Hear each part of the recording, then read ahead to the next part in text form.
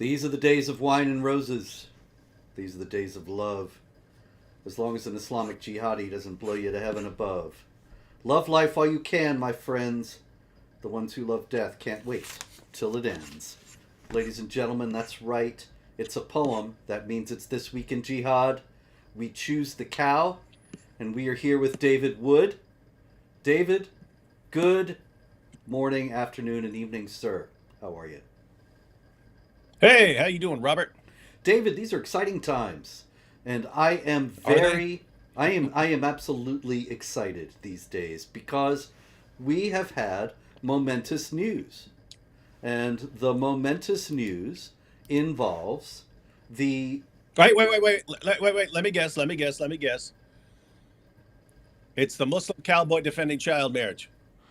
yeah, that was big. That was big because all the Oh, that was it. jihadis and all the converts and all the apologists nowadays, they're all in for child marriage after they've been denying it, calling us liars for 100 years. Now suddenly, oh yes, of Yeah, course, we can't wait to marry the third grader. yeah.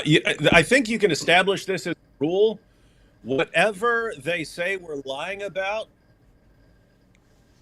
fast forward 10 years and they'll all be shouting it from the rooftops. It's just so right now, whatever they're still saying we're lying about, just wait another 5 or 10 years and they'll all be shouting it from the rooftops and saying that they always claimed that. Weird, wild stuff. Weird, wild stuff.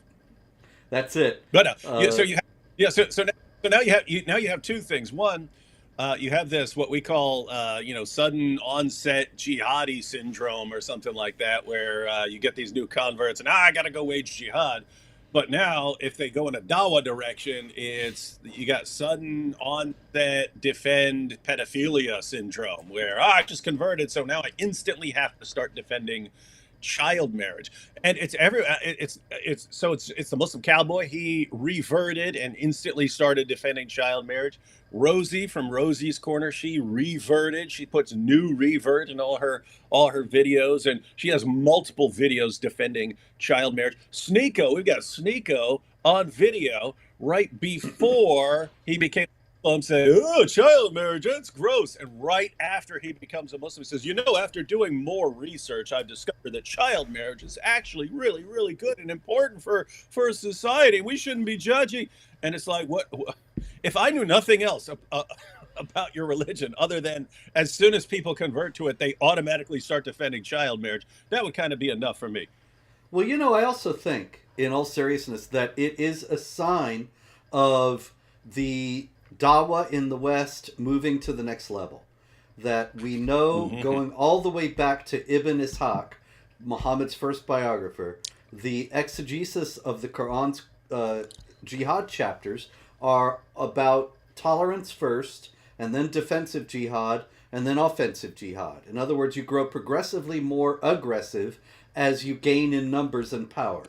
And so I think that that's what we're seeing in the West, that they've gained in numbers and power. And so they don't Wait, have to keep lying to us about how Islam rejects all this and the Islamophobes are making it up. Now they can say, yeah, sure, we're for all that.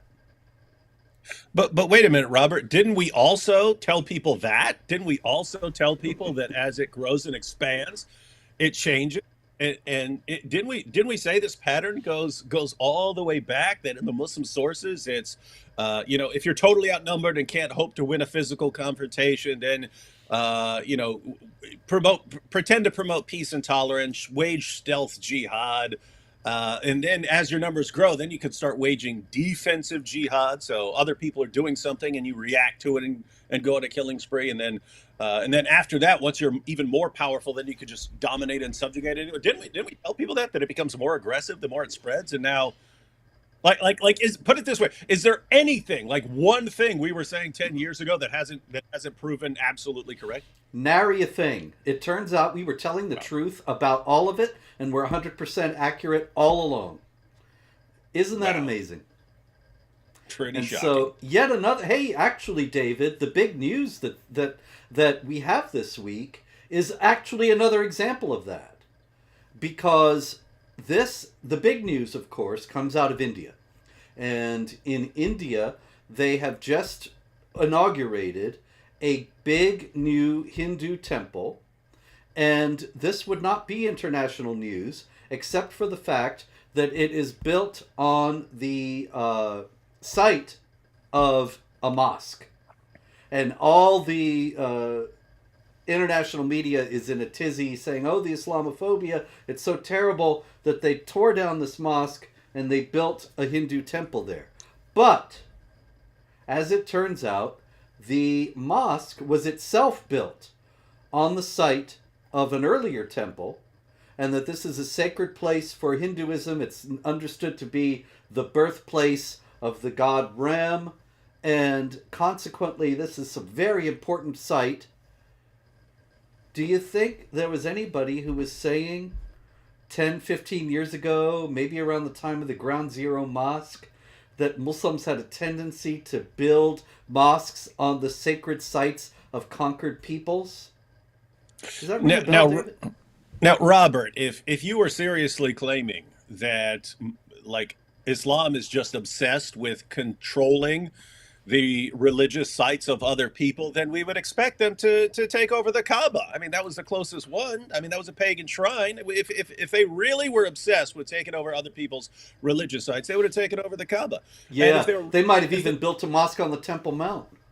yeah, they might have done that, or back in the biggest church in the world was Hagia Sophia. They would have taken that if they were really obsessed. And if they were really obsessed, then they would have taken over this site that Hindus believe is the birthplace of Ram. And so, I mean, yeah, there's the evidence just flies in your face, Robert. It just reminds me, I've been thinking the last few days since this happened, and I really have to congratulate the Indian people, the government of India, for having the courage to do this in the face of international outrage and the Muslim victimhood and all this business, that they have said this is land that belongs to the Hindus. It's the site of a Hindu temple. We're going to put a Hindu temple there. We are not going to acquiesce to this conquest, subjugation, and erasure of our history. And it reminded me of the days when the developer Sharie Elgamal, a Muslim in New York City, was going to build a 16-story mosque at Ground Zero. And of course, a lot of people were saying it's not Ground Zero because it's around. It was at the. It It's was a going to block be. away. Yeah, it was about half a block away. Very short walk. But as it happened, it should also be recalled that it was in the Burlington Coat Factory building, which was severely damaged on 9/11 because one of the planes, the engine flew out of the plane and flew into the roof of this Burlington Coat Factory building. And that's why Muslims were able to get the building really cheap, because the building was damaged by part of the plane flying through the building. So Exactly. think about this: jihadis attack, and for me, I made a video back when it happened. I went out because everyone else was talking about it. I was like, well, I mean, I live in New York. I can just go down there and film right outside the place. So I went and made a video outside the place. And for me, it was especially interesting because right after 9/11, I was, of course, friends with Nabil Qureshi, who was still a Muslim at the time. I was over his house one day, and he goes, hey, check out these pictures my cousin sent me. And he was cracking up laughing. But it was pictures of like the Statue of Liberty. Keep in mind, this is right after 9/11. And these are the pictures. And he's in Ahmadi. They're the most peaceful ones compared to, Salafis and things like that. Um, and he's saying, and his cousins are Ahmadis, and these are the pictures they're sending.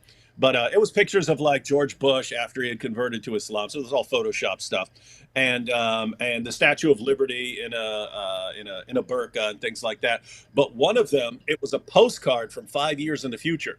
So this was 2001, and it said 2006, and it's a postcard. So the postcard is supposedly being sent from 2000, what New York looks like in 2006, and the buildings that have been destroyed were all replaced by mosques and minarets and so on. And so the idea was, hey, by destroying the World Trade Center, we've prepared the way for the construction of mosques to dominate the city. And then a few years later, it's like, hey, we're building this giant mega mosque right there in a building we got cheap because a part of the plane flew through it. And you remember, Robert, you're a racist if you have any objection whatsoever to that. Oh yeah. And here we are wondering why anyone who objects to Hindus building this giant temple on that site, why anyone who objects to that wouldn't be a racist against Hmm. Hindus. Well, at the time, Sharie Elgamal said this mosque is going to be a mosque of reconciliation and peace. Yeah. And I was the only one saying, look, there's not a single mosque of reconciliation and peace in the entire world. But there are literally thousands of triumphal mosques built on the site of jihad victories and on the site of sacred sites of other people, other religions, that they destroy the building or reappropriate the building and build a mosque there, or put a mosque, make the existing building into a mosque. And the scorn, the derision, the outrage was unanimous. And everybody said, see, it's a sign that this guy, because, this was big news. Pamela Geller and I led rallies against the Ground Zero Mosque in New York. We were stunned, actually, because we didn't think that it was going to draw more than a few hundred people. And there were thousands of people, 10,000, 20,000 people there. There was real anger about the Ground Zero Mosque idea. And so this was getting a lot of publicity, and people were saying this is terrible racism and bigotry that anybody could suggest that there would ever be a triumphal mosque. There's no such thing. And you had Nihad Awad and people like that saying, oh yes, there's no idea of a triumphal mosque in Islam. And just lying Yeah. through their teeth. Now, and the Yeah. whole world knows that there's one in India, and there are many, many others. Yeah, and if you look at the pattern, so the heart of pagan worship, according to Muslims, was this Kaaba, and so they had to have that. Biggest church in the world was Hagia Sophia, so they had to have that. Temple Mount, important to the Jews, so they had to have that. Here's a site Hindus believe is the birthplace of. They have to have that. In the United States, it's not like you have this sort of central religious center or symbol or something like that that someone could take. But there is the economic center, right? There is the economic, and that was the World Trade Center. And so, hey, let's level it and build a big mosque there. So I think you have to be blind or a complete idiot not to notice a pretty obvious pattern in all of this. But according to what we hear, if you notice the pattern, it's you're just a racist. Yep. So, in a little update, I recently read that Sharie Elgamal, he had abandoned, in the face of this immense public opposition, he had abandoned plans to build the mega mosque, but he was going to make it into a kind of, I believe it was condominium complex that would have a mosque in it. So that was considerably diminished from having the whole thing be a mosque, and I don't know how attractive he would have found it to be for non-Muslims to live there if you have a mosque in the building and the call to prayer sounding all the time and so on. But in any case, he's now defaulted on a lot of loans and owes a lot of people money, and the whole thing seems to be completely stopped. So, Robert, you're breaking my heart. I love that guy, man. Yeah, he's an interesting guy. I met him a couple times. One time when we had when we were having the rallies, we also went to one of the city council meetings where they were I was there. approving the thing. Oh, you were there too? I was there. I saw him. And, Yeah, I was there. he was there giving us dirty looks. And then later on, I was in Penn Station and just on my way somewhere, and he's calling my name out, and I thought, who the heck is this? I turn around and it's Sharie Elgamal. And Nice. the funny thing is that he the first thing he asked me was, "Do you really believe in what you're doing?" And I said, "Of course I do. What do you think?" And I realized that he believes what the Dawagandists were telling him in those days, that these people, they just want money or whatever, and they don't really have any opposition on any serious grounds.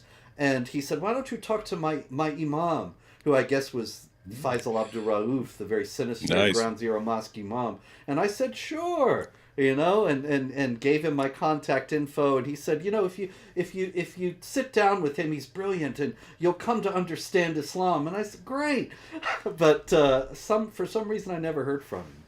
Sharif, you can You, still contact me. I'd love to have that talk. that's interesting because I mean, sure, might have actually been a like a true believer in what he was saying, even though it's complete nonsense. Because you have that, right? You have like when a Muslim scholar says the Quran has been perfectly preserved, he knows that's a lie. He knows he's being deceptive. He's just it's okay to be deceptive if it's helping people, believe in Islam. Whereas your average Muslim, if your average Muslim says the Quran's been perfectly preserved, he's not lying. He's saying something that's false, but he's not lying. He's not intentionally deceiving. He's just saying what he heard and he thinks it's true. So Sharif may have, for all I know, may have not have had evil intentions. He might have just been, oh, that's what my imam is telling me about Islam, so it must be true. So he may be a better guy than I thought. Yeah, I think actually so. Because in the first place, it was clear this was not a deep thinker. This was not somebody who spent a lot of time reading and studying the Quran or anything else. He was a businessman. He was trying to make money, and he was trying to do what he thought was the right thing in building this mosque. Also, he had a Oh, very interesting background. Do you know about his background, David? uh, nope. He was the son of a Muslim father and a Roman Catholic mother. And there was a big custody battle because, if I recall correctly, the mother at some point fled when she realized what Islam was like and how he was going to grow up, and took him with her as a very small child and was raising him as a Catholic. And then there was a big custody battle, and she lost, and Mm, so he was raised as a Muslim. mm, But it seems like it's something that is not really all that deep. Uh, yeah. he's not a knowledgeable guy, which actually means that he's like a nicer guy than you might think. Hey, I got an idea. Since this guy really wants to build a giant mega mosque, he could actually do that in India because Yeah. as part yeah so the in, the Indian courts actually had okay, this mosque has been destroyed. What are we going to do about all this? What are we going to do? We got Muslims who are saying one thing and Hindus who are saying something else. What are we going to do? And the decision was, okay, we'll let Hindus build a temple for Ram on this site, and we'll give Muslims a different site where they can build a mosque, and they can build a giant mosque there. And of course, Muslims are, no, we want that site, we want that Mm. temple site. Now, think about that because this ties into what we're saying. That site has no special significance for Muslims. It does have a very special significance for Hindus, right? So, if it has no special significance for Muslims, and you say, okay, how about building your mosque over here? It should all be the same to you. There's no special significance here. Build your mosque over here, and that way it won't interfere with the Hindus. And you got the Muslims, no, no, no, we want that site. We have to have that site. And what that really shows is the only reason that spot is significant to Muslims is because it's significant to Hindus. That's the only Exactly. reason, right? There's no other reason for them to have that other than Hindus believe it's special, and it's a sign of Islamic domination to have a spot and control a spot that is prized by others. And so, I mean, they can't make it any more obvious what their reasons and real intentions are. And I just have to Hmm. say, I'm not a fan of going around and destroying mosques and so on. But that happened. That's already happened. And so, what are you going to do there? I'm glad the jihadis lost this one. Yep, absolutely. And actually, that's what a triumphal mosque is. It's designed to demonstrate the victory and superiority of Islam over the other religion. And so it has to be on a site that is important to the other religion. Otherwise, it's just not a good triumphal mosque. Now, Robert, I seem to recall reading in a book. What was that book called? Oh yeah, The History of Jihad. Maybe you've heard. Oh yeah, you wrote it. Okay, yeah, you wrote the book, The History of Jihad. I seem to recall reading there, which I wasn't familiar with before until I read it, that as Muslims were conquering their way eastward and conquering Hindu territories, they would convert Hindu temples into mosques, but according to this book I read, they would take the idols of the Hindu temples, smash them to pieces, and sprinkle the pieces on the pathway to enter the former temple, now mosque, so that they constantly be trampling on and insulting and degrading the beliefs of the Hindus. And so they were doing this. I was reading about this, and then I sit there and wonder why all of a sudden, once a Hindu temple is being built on the site of a former mosque, all of a sudden, tolerance is the most important thing, and you should never hurt anyone's feelings over, religious sites and so on. Yep, that's exactly it. Yeah, they were calculating an insult to the Hindus every time they walked into the mosque, and that was done at many mosques all over India.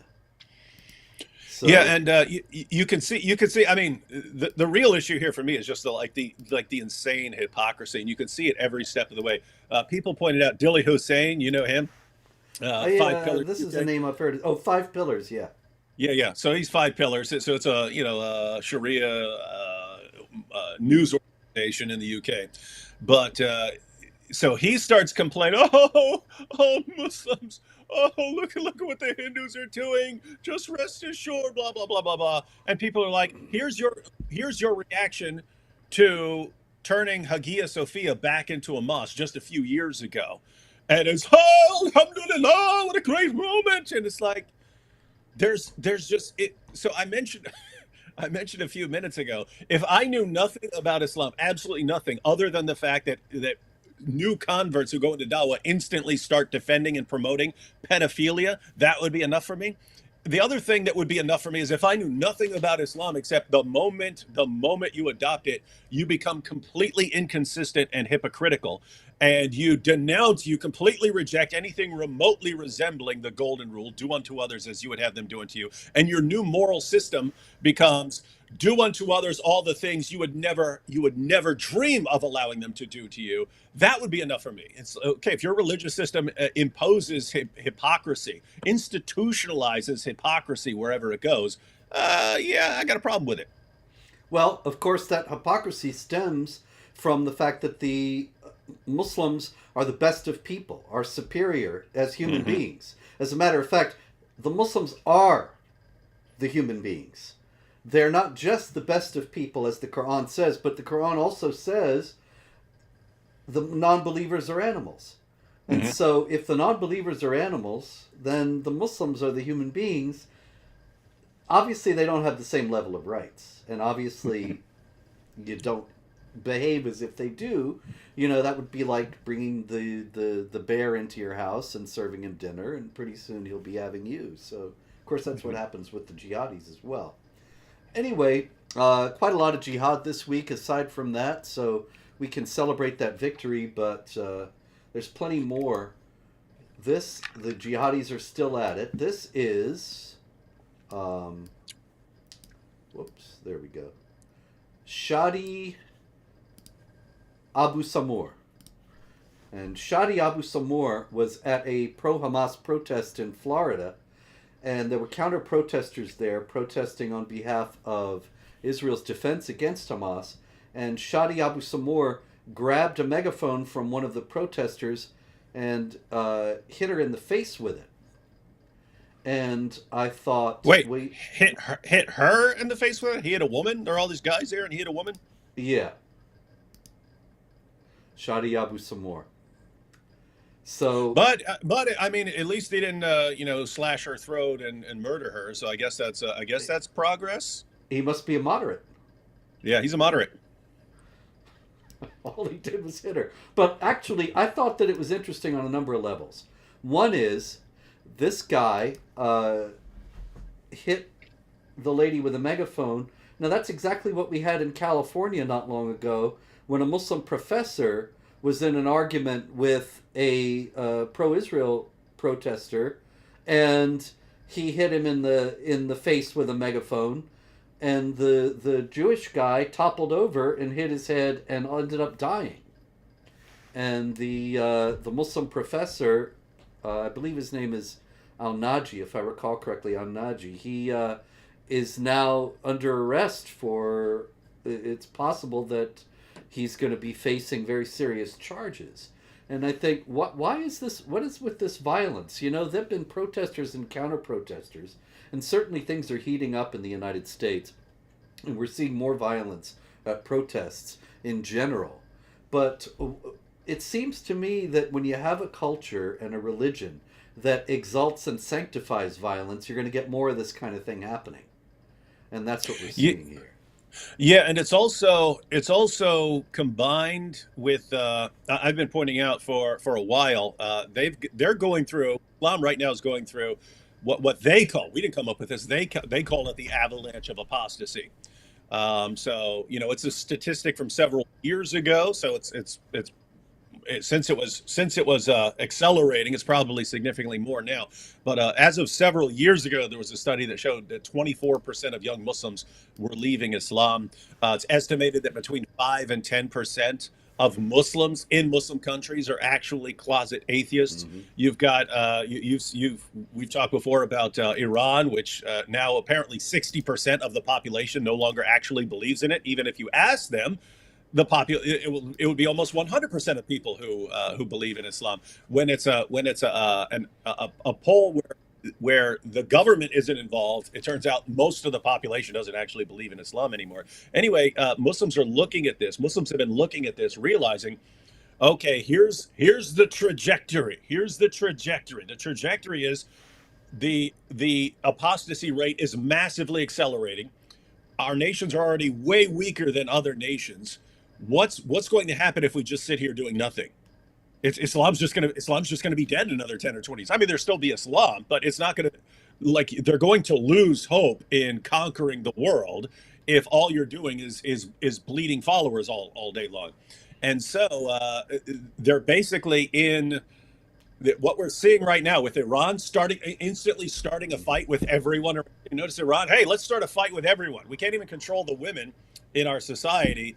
So let's start a fight with everyone. And then Hamas with Israel. And then, of course, people just everywhere you go, becoming more aggressive.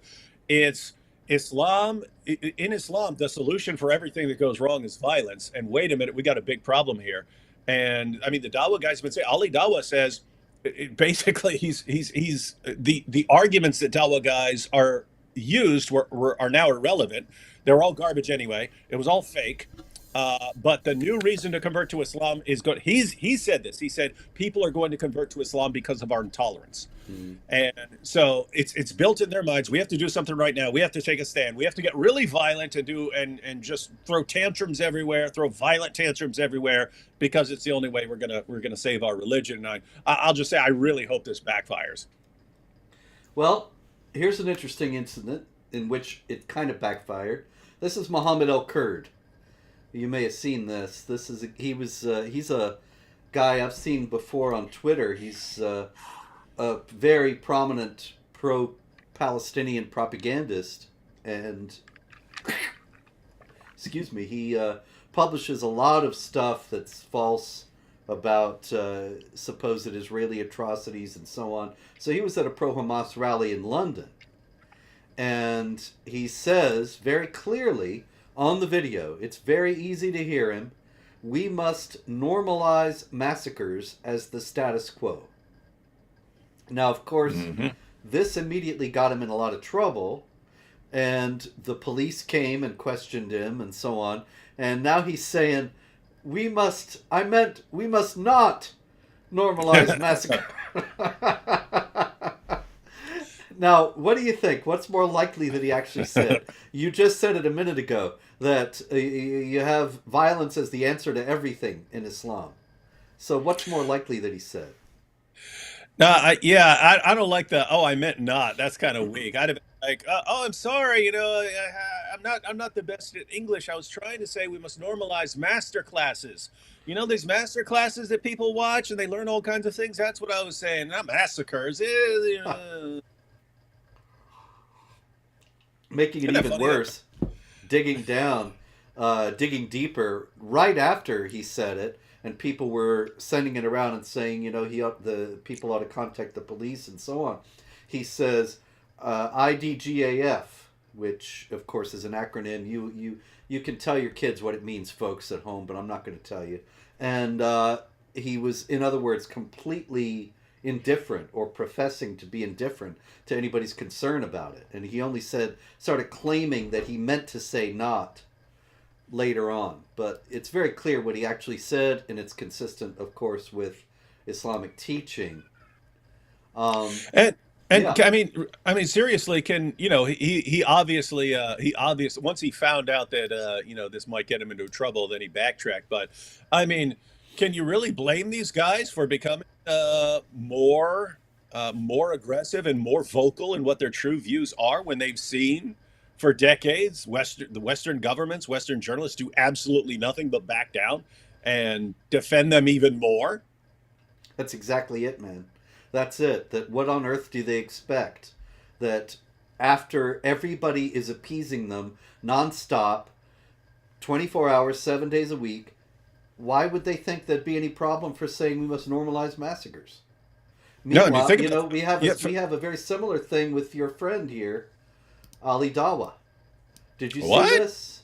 Yeah, I There he saw that one. is, and he's going around, going up to random Jews on the street and calling them baby killers and accusing them of genocide and so on. And he's Mhm. doing that. He's absolutely sure that he will suffer no consequences, and he almost certainly will not. Yeah, absolutely. I mean, he's just walking up to Jews who are walking into this Jewish center that helps I think people who are addicted to drugs or something like this, and yeah, calling them names and so on. And but I mean, here again, can you blame him when think about this from their perspective?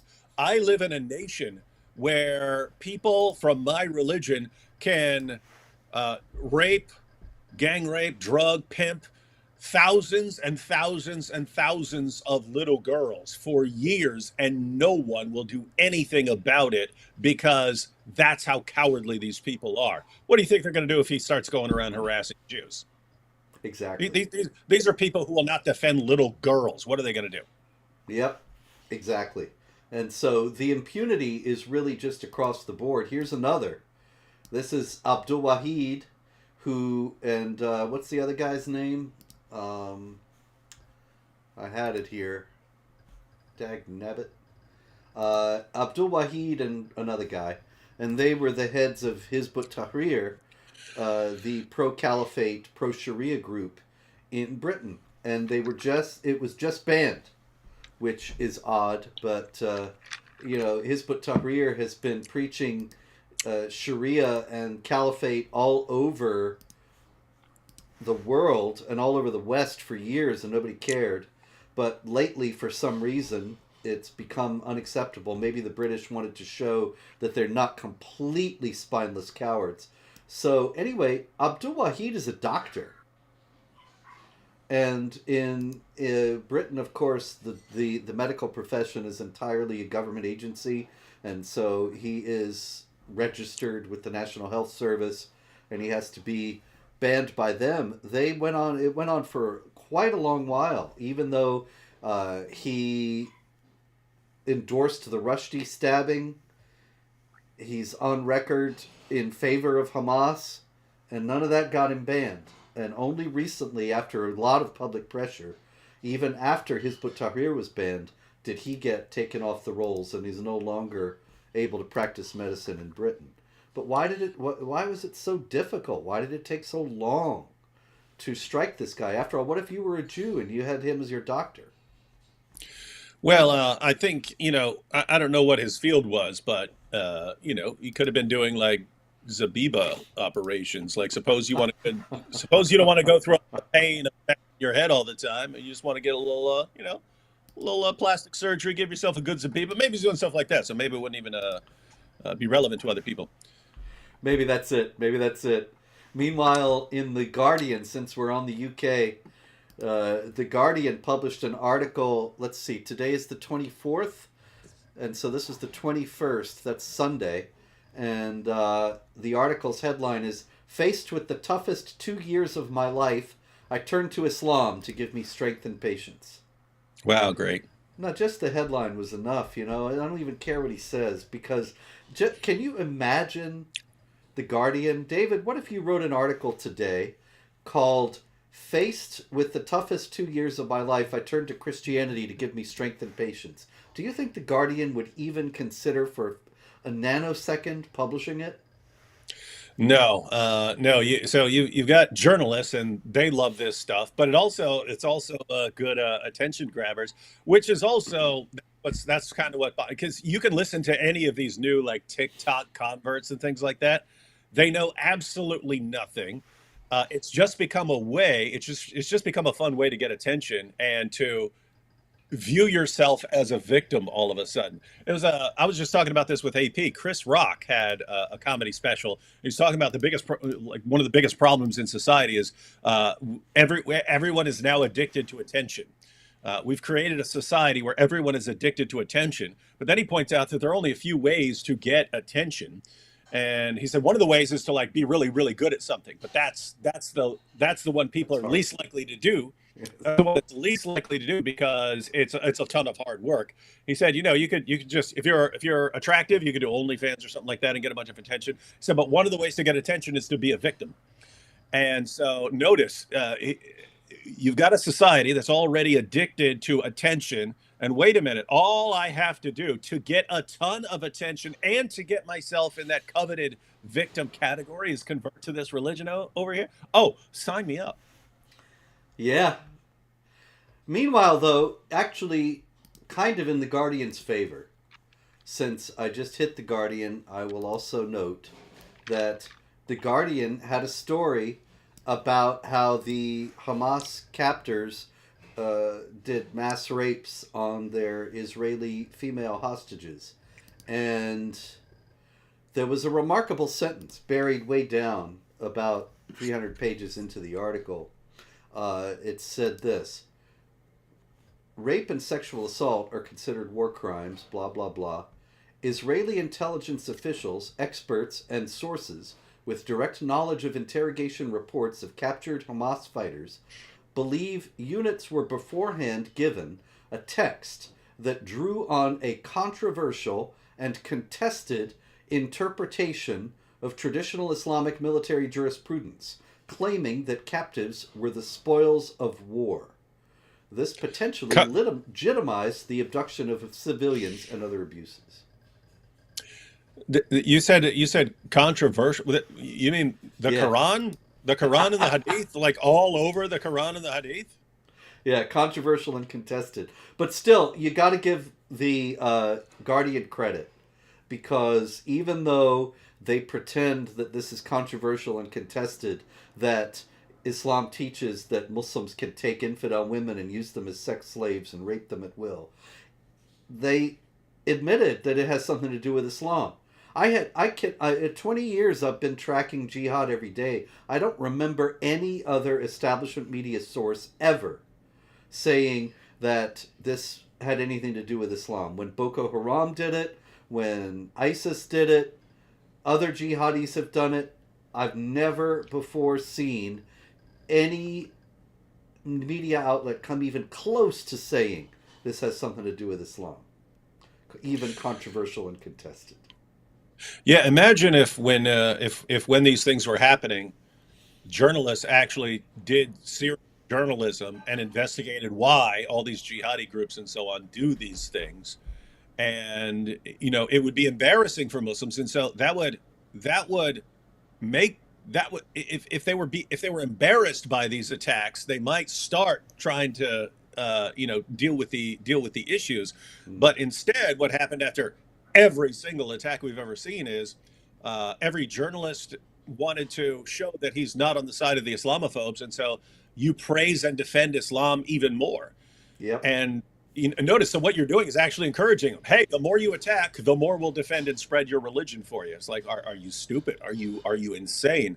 But that's it. But I did have a question for you on the banning of the UK is starting to ban radical organizations. I'm thinking, what are the actual practical implications of this? Because all that happens when they say, this organization is banned, is all the same people with all the same views just change the name of their organization for the next 10 years until that one gets banned too. But if there any problem you're pointing out with an organization saying, we have to ban this organization, those are views that are held by like 80% of the Muslims at Speaker's Corner. they had the exact same views. In other words, what popular Dawa guys like Ali Dawa, what do they want? They want an Islamic state where they're going to go around chopping people's heads off. That's what they're working towards. So it's like, is it just for show? Because they're not actually. It doesn't seem like they're accomplishing anything. Is it a show that they like the British government is completely humiliated when tens of thousands of people are supporting Hamas in the streets, and who do police go after? They go after this guy over here who's waving a flag, and they don't want to mess with these guys. Is it just we're so thoroughly embarrassed and looking so pathetic and weak right now that we want to do something to seem like we're on the ball here? I think that is what's happening. Yeah, they're deeply embarrassed. I've got some Rochdale news here somewhere where there was a new report about the Rochdale rape gangs, the Muslim rape gangs. It said they're still going on. The authorities are still afraid of being called racist and Islamophobic. Shocker. Yeah, and so nothing has really changed in terms of British officialdom, but it's a symptom of the fact that they still refuse to come to terms with what they're dealing with, and so they pretend that it's just this group, and so they ban this group, then they've solved the problem, and they assume that all the other Muslims who aren't in this group, they're Jeffersonian Democrats, and so there's nothing to worry about. And I see this in stories coming out of France all the time. France has started closing mosques, and they say this mosque was found to be teaching anti-Semitism and misogyny. And I think, what on earth do you think the rest of the mosques? Show me one that is. Can you imagine? We found this church was teaching that Jesus is the Savior. Why? It's unacceptable. Yeah, this is what. But I mean, everyone needs to really absorb the same journalists, politicians, police, social workers, prosecutors, judges, all the same people in positions of power or influence, who for years knew that these 12-year-old British girls are being groomed, drugged, raped, gang raped, pimped, and so on, and would not dare mention it or criticize it for fear of being labeled Islamophobes.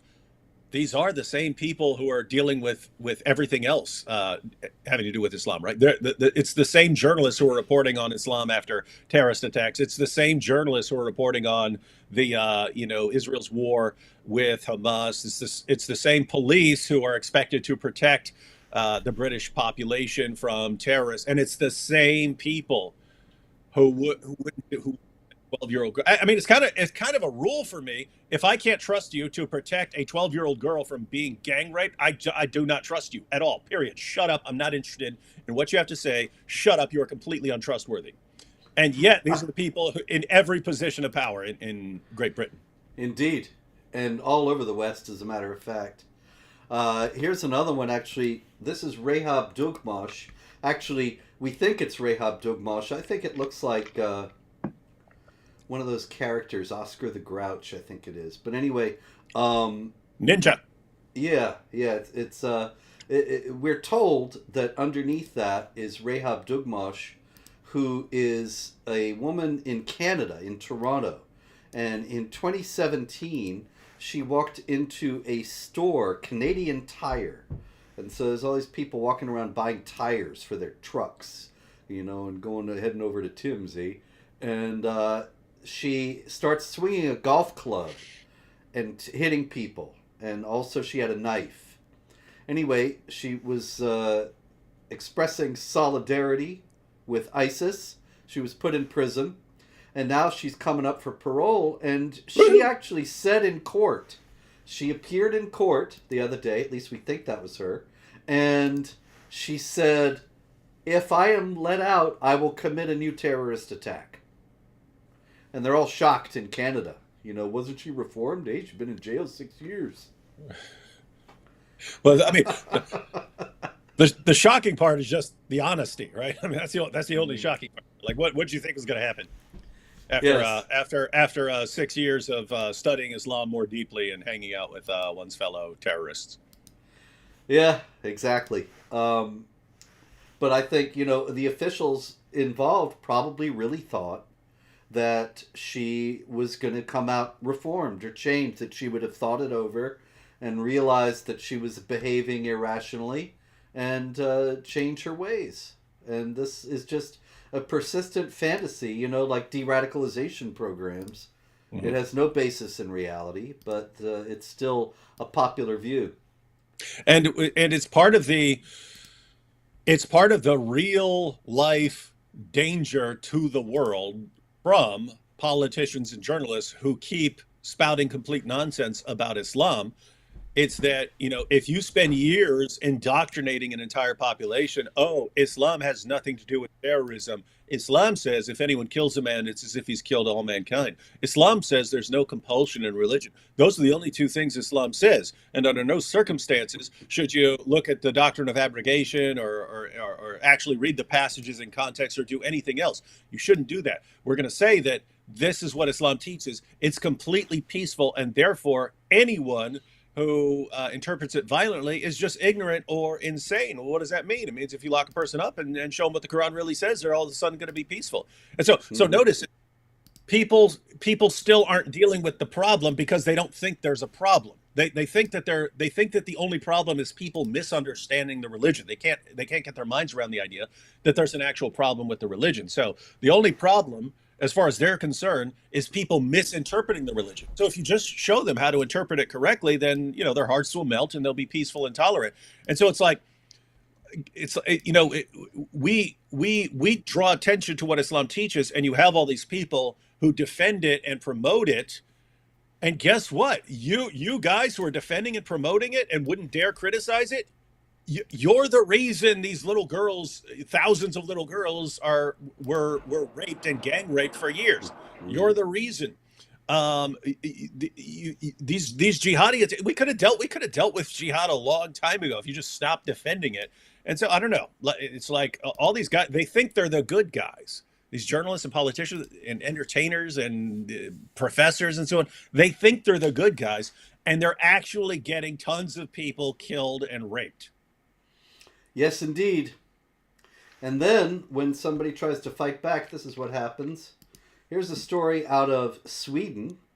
And this is a Swedish policeman, as you can see. His name is Alexander Jeremic. And Alexander Jeremic was one of 5 policemen who was at the Quran burning riots when there were Quran burnings in Sweden, and the cops were there. These 5 cops were brutally attacked by a Muslim migrant who thought that, of course, it was terrible that they were allowing this to happen at all. And now a Swedish court has ordered that they have to pay these 5 cops, even though one of these cops was severely injured by this guy, they have to pay him each about $1,500, 12,650 Swedish kroner. They have to pay him for their role in these riots. And Alexander Jeremic is fighting this, and he says, it feels like something has gone terribly wrong in the legal system here. We are there Mm-hmm. doing our job, yet individual police officers must be forced to pay out of their own pockets to people who wanted us dead. Mm-hmm. That is What weird, on, isn't it? yeah, Really insane. what is going on here, David? What do you think? Uh, I mean, just when you think, you look and you say, okay, at least the UK banned an organization. Maybe some people are catching on. Swedish go and you're like, no, we can still get stupider. You think we've hit the bottom. You think we hit the bottom of the stupid barrel. Wrong. We can get stupider. We can always. There's no bottom to the barrel of stupidity that we're in. I really get ticked. I got a message. I got a message for Sweden and for the guy who attacked those cops. I don't know what to do, Robert. I don't know what to do. Your Quran's getting a little thin there, David. getting a little thin. You know why? Because people like you are attacking police officers over Quran burnings. Stop doing it.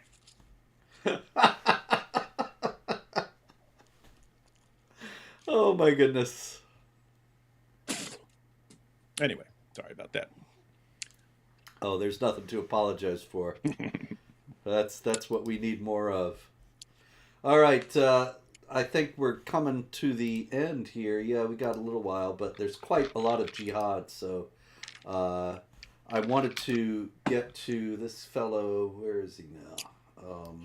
You probably saw him, but just in case anybody might not have, this is fellow at the Arizona border, and he was crossing into the United States, and a reporter came up to him and started questioning him, and he says, "You're not smart enough to know who I am, but soon you're gonna know who I am." And When I bring peace to the entire country with my peaceful, loving teachings.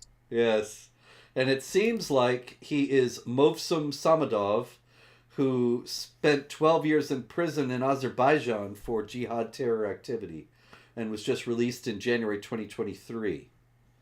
Well, that's good. So he went to prison, so he must have been de-radicalized, Yeah, and then what?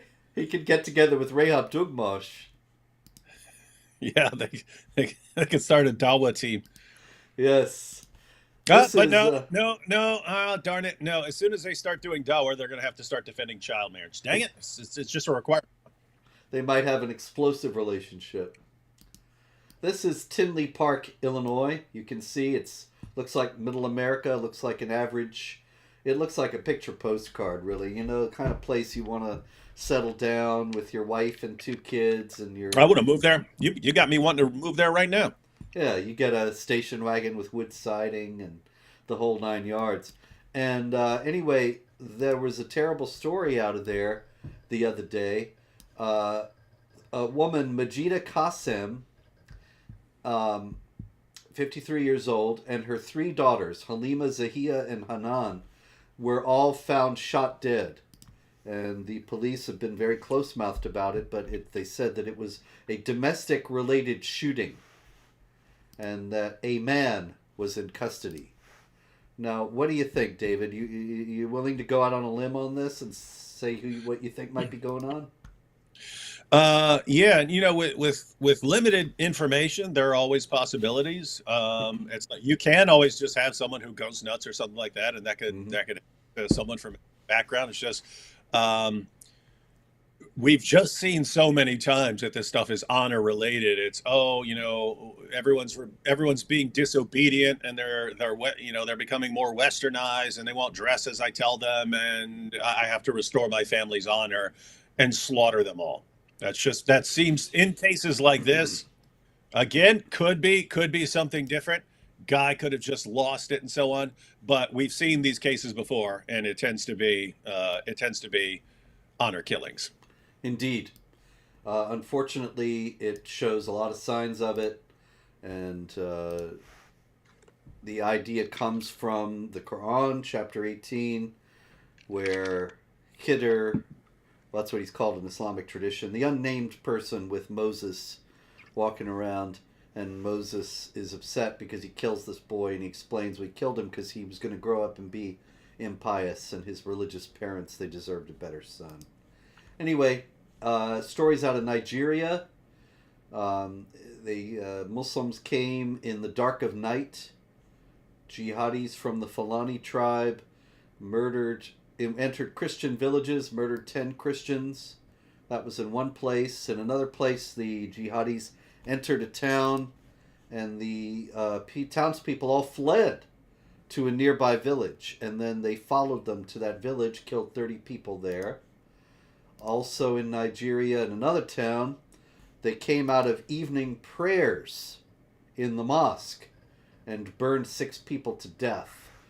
Now, wait a minute, David. Doesn't Muhammad say that punishment with fire is done by none except Allah? Yeah, that's what he said according to Ibn Abbas. So therefore, these people are not Muslims, right? These are the hijackers of Islam we've heard so much about. Yeah, tragically, we do read about people like Abu Bakr burning people and so on. So it's kind of, I guess it's kind of which source you go with. Yeah, this is yet another indication of the fictional nature of the Hadith in general. They're Mhm. so full of contradictions. Yeah, And in fact, in that issue in the Hadith, in the Hadith where we read Ibn Abbas saying you shouldn't burn people to death because Muhammad said that's Allah's punishment. Allah's the one who punishes with fire. mhm. In that Hadith, he said it in response to the Caliph Ali burning people to death, right? And so Yeah, wait a minute. In Al Tabari, Abu Bakr, the first of the rightly guided caliphs, is burning people to death. And you go all the way to the fourth of the rightly guided caliph. These guys are the rightly guided, right? They're the rightly guided caliph.